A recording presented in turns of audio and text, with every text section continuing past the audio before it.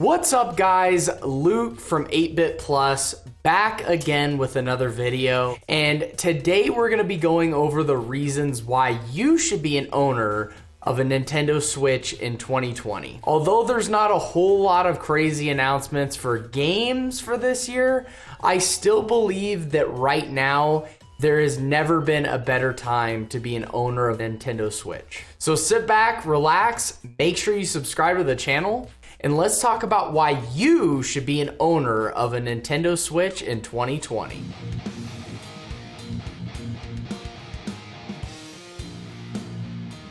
So the first thing that I want to talk about when it comes to the Nintendo Switch is its versatility.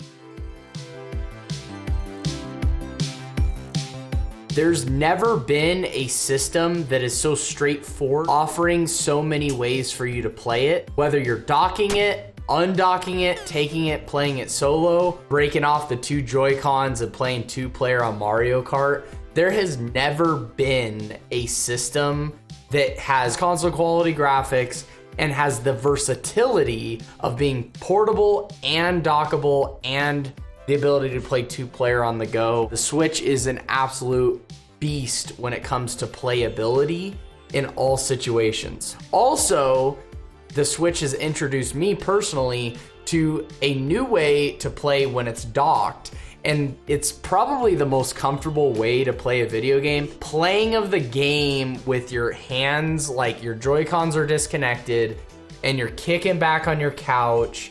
It's a Sunday afternoon. You just got home from church and you are relaxing.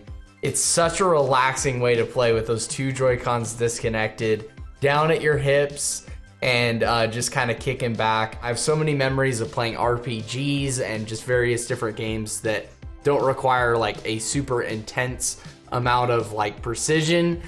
Kicking back and playing that way is awesome. I love it so much. So a very versatile console through and through, and very innovative by Nintendo. Great, they did a great job. So another thing that is really nice about the Nintendo Switch is its independency.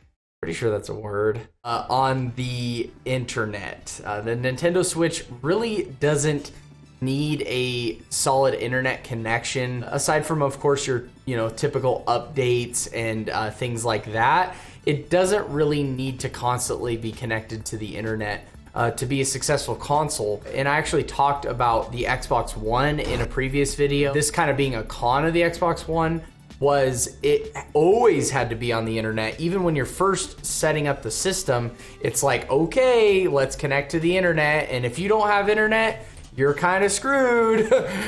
So it was really refreshing and nice to still have a system that doesn't really need it. I mean, it benefits from it, but it really doesn't need it. And it's just kind of harkens back to simpler times in gaming when we didn't constantly have to be plugged into our online communities and things like that. Now, with that being said, Nintendo still does have an online service, and it's notoriously known for not being the best. But they do offer what they can, and they have a few, and it's very inexpensive too. It comes with free games. I think it's like $20 a year, and you still can do it, but you don't have to, and I really do like that about the Nintendo Switch.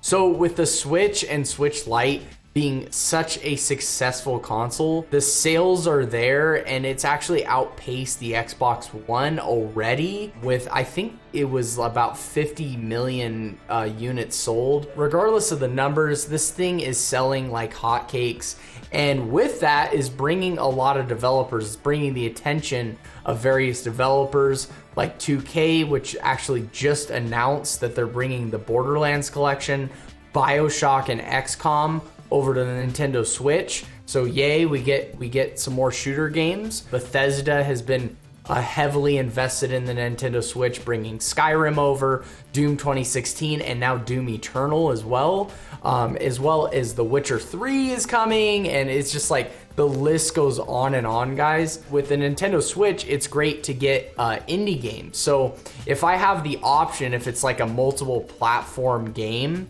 I'll usually get the indie games for Nintendo Switch because you get the versatility and you really don't have to worry about any kind of power issues or like, you know, frame rate or anything like that, because it's an awesome indie game that doesn't have the greatest graphics, but it has wonderful gameplay. So with games like Bubble Bobble 4 being announced, which is going to be awesome, and Grandia 2 collection, as well as the different RPG games that have been announced in the last couple of years, and Hollow Knight, as well as Dead Cells, Moonlighter, like so many amazing games on the system. It really has become the go-to indie game machine for me personally.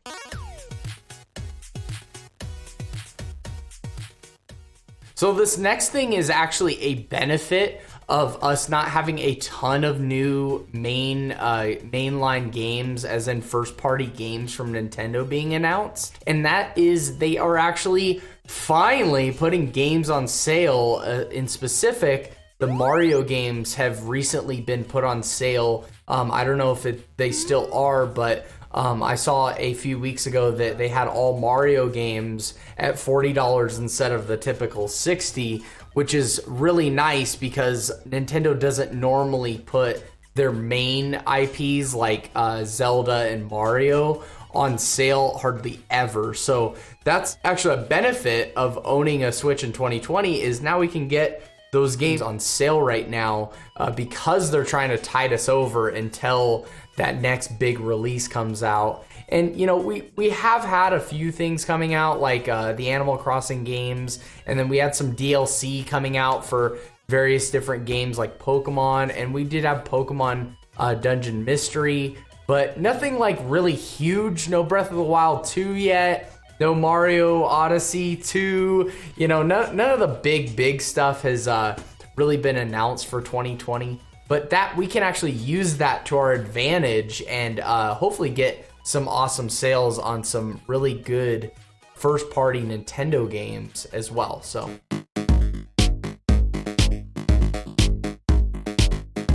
and lastly, I want to, and I have to, talk about the modding of the Nintendo Switch. The Nintendo Switch, in my opinion, is the best system to mod since the original Xbox. And if you know anything about modding, basically what it is you are taking the system that is kind of locked down and proprietized by the company that makes it to basically only do the things that they want you to do, and you're unlocking your system so you can do the things that you want to do and what the machine is actually capable of doing, such as, I know, running emulators. In my opinion, as long as you own the system and the original game for whatever it is you're trying to run on your Switch, it's your property and it's your business what you do with it. The Switch is absolutely great for that.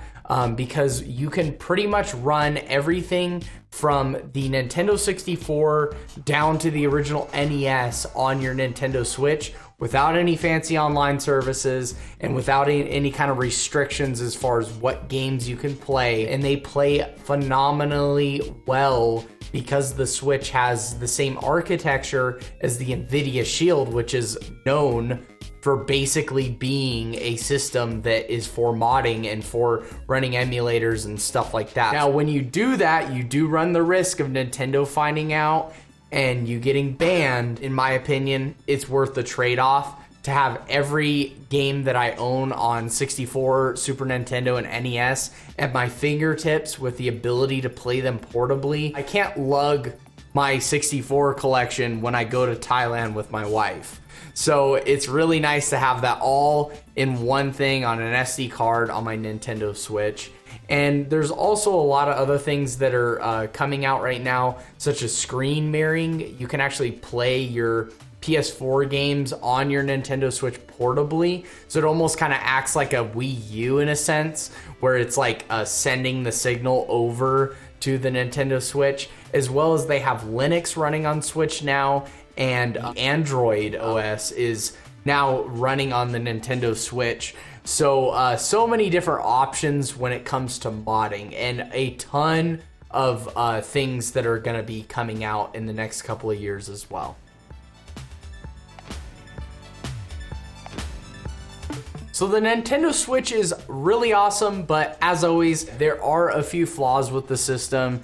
And the first thing that we want to talk about is something that I actually also said was a benefit, but the poor online service. The online service is very, very bad, and pretty much anyone that has experienced it can agree with me. It's a very laggy setup. It's not designed for online play. It's designed for connecting to Wi-Fi, and you have to buy special adapters to use Ethernet. So your connection is going to be poor, and the people you're connecting to is likely going to be poor unless you both have those adapters. It's just not a fully fleshed out online system. As of right now, Nintendo Switch Online, there's a reason why it's $20 a year.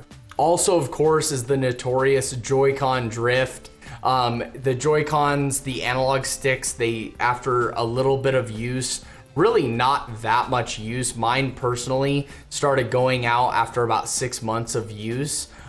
They begin to move when you're not moving. So you'll be going forward and you'll say, okay, I want to stop going forward, and your character will keep on trucking. That's what Joy-Con drift is, and it's notorious on the system.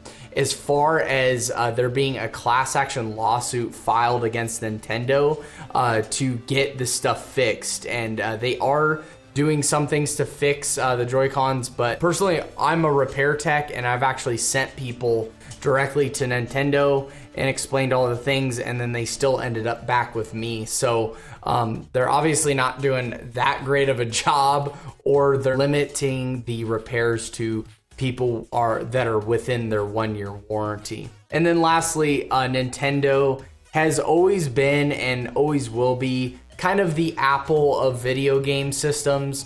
They don't discount their stuff. Their games are $60 when they release, and 3 years later, they're still $60, i.e. Breath of the Wild and Super Mario Odyssey, and they very seldomly put their stuff on sale. So you're gonna pay full price for pretty much anything you get first party from Nintendo. Me personally, owning a used video game store, and just kind of the way I am is I always like my discounts. I always like to save a few bucks if I can buy a used game over a new game and save myself $10 or $15. I'm always happy to do that. So if you're like me and you're a little bit frugal when it comes to buying games, you don't want to pay $60 whenever you buy a new game, even though it may be worth it. You're definitely gonna want to be cautious when you're buying a Nintendo of any kind, not just a Switch. So those are the reasons why we think that you should be saving up to get a Nintendo Switch or a Switch Lite in 2020. But that's enough of what we think. Now we want to know what you think. Do you have a Switch yet, or are you considering getting one? If so, let us know in the comment section down below. And lastly, guys, if you got any value out of this video at all, do me a big favor, tap that like button, as well as subscribe with notifications turned on for more content just like this. But until next time, guys, Luke from 8-Bit Plus, signing out. I'm gonna go play a couple games of Smash Bros. Ultimate, and I'll see you in the next one. God bless.